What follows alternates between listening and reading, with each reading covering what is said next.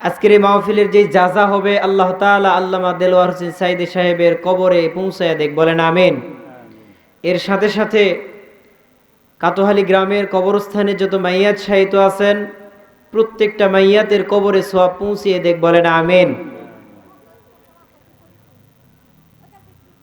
আমার সামনে বসা দিনদার পরহেজগার তাওহীদি জনতা, মঞ্চে উপবিষ্ট হযরত ওলামায়ে কেরাম, হ্যাম্বেলে ঘোষিত বিশেষ অতিথি, আমন্ত্রিত অতিথি সহ আমার দিন প্রিয় ইসলাম প্রিয় তাওহীদি জনতা, সবাইকে আমার অন্তরের অন্তঃস্থল থেকে মোবারকবাদ এবং ভক্তিপূর্ণ সালাম। আসসালামু আলাইকুম রহমতুল্লাহি ওয়া বারাকাতুহু। সবাই কেমন আছেন? আল্লাহ পাক আমাদের সবাইকে ভালো রেখেছেন, ভালো রাখার পরে আবার তা জান্নাতের বাগানে বসার তৌফিক দিয়েছেন। আমরা আবার শুকরিয়া আদায় করে বলি আলহামদুলিল্লাহ। দরুদ পড়ছি রাসূলের প্রতি, সবাই বলি সাল্লাল্লাহু আলাইহি ওয়াসাল্লাম। সম্মানিত হাজিরিন, আমরা দুনিয়াতে এসেছি, একদিন এই দুনিয়া ছেড়ে আমাদের চলে যেতে হবে, কি বলেন ঠিক কিনা? এই 2 দিনের দুনিয়া, অল্প সময়ের দুনিয়া, এই দুনিয়া চিরকাল থাকবে, কিন্তু আমাদের চলে যেতে হবে। এই জন্য আল্লাহ রাব্বুল আলামিন বলেন, পৃথিবীতে এমন কোনো মানুষ নাই, এমন কোনো প্রাণী নাই যেই প্রাণী পৃথিবীতে আজীবন বেঁচে থাকবে, যেই প্রাণী পৃথিবীতে চিরকাল বেঁচে থাকবে। প্রত্যেকটা প্রাণীর মৃত্যুর স্বাদ গ্রহণ করতেই হবে, ঠিক কিনা? আল্লাহ রাব্বুল আলামিন বলেন, কুল্লু নাফসিন যায়িকাতুল মাউত। হে দুনিয়ার মানুষ, এই দুনিয়া ছেড়ে একদিন তোমাদের যেতে হবে ওই গহীন কবরে, যেই কবরে তোমার সাথী থাকবে না, বাতি থাকবে না, তোমাকে সাহায্য করার মতো কেউ থাকবে না, শুধুমাত্র কেবলমাত্র তোমাদের আল্লাহ ছাড়া তোমাদের পাশে আর কেউ থাকবে না।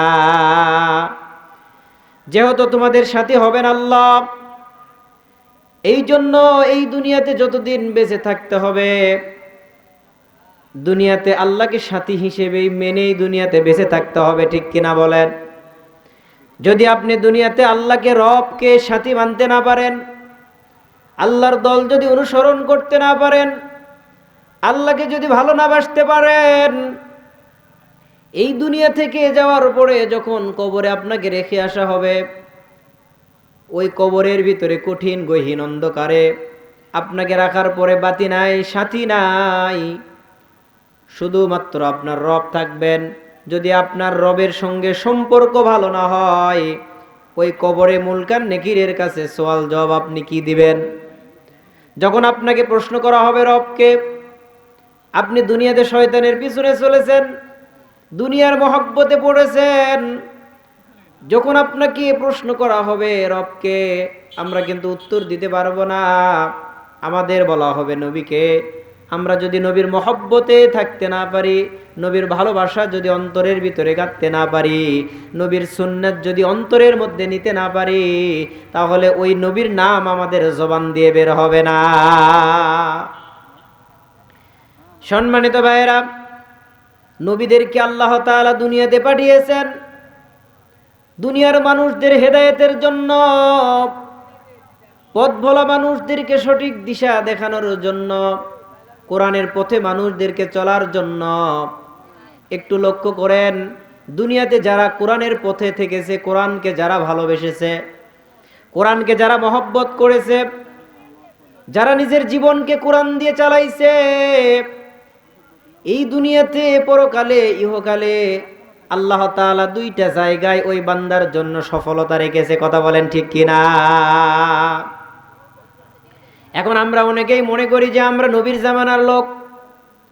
যদি আমরা মনে করি আমরা শেষ জামানার নবীর লোক, শেষ জামানার নবীর উম্মত, আমাদের নবী মুহাম্মাদুর রাসূলুল্লাহ, আমরা বলি সাল্লাল্লাহু আলাইহি ওয়াসাল্লাম, এই শেষ জামানার নবী, আখেরি নবী, কিয়ামতের দিন আমাদের জন্য সুপারিশ করে জান্নাতে নিয়ে যাবে, আর কোনো আমল করার দরকার নাই।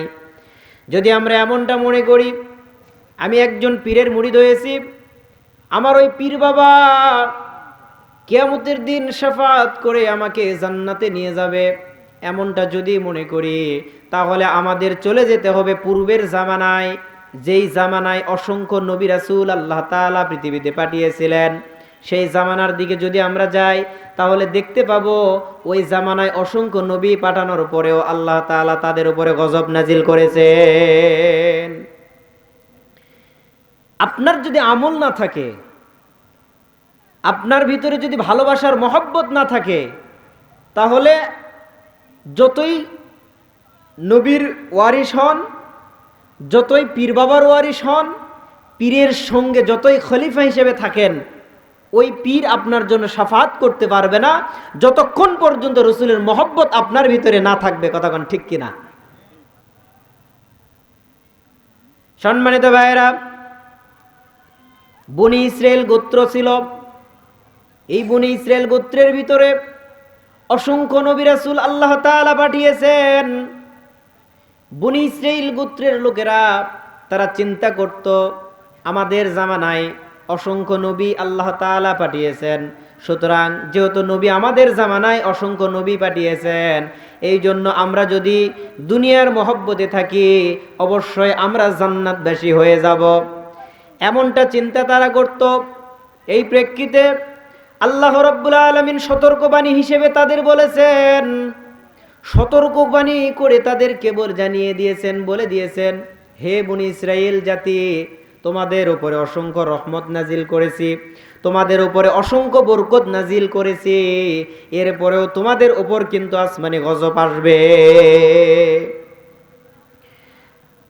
পবিত্র কুরআনুল কারীমের 2 নম্বর সূরা সূরাতুল বাকারার 47 নম্বর আয়াতে আল্লাহ তাআলা বলেন, ইয়া বানি ইসরাঈল আযকুরু নি'মাতিয়াল্লাতী আন'আমতু আলাইকুম ওয়া আন্নী ফাদ্দালতুকুম আলাল আলামিন। পড়েন আল্লাহু আকবার।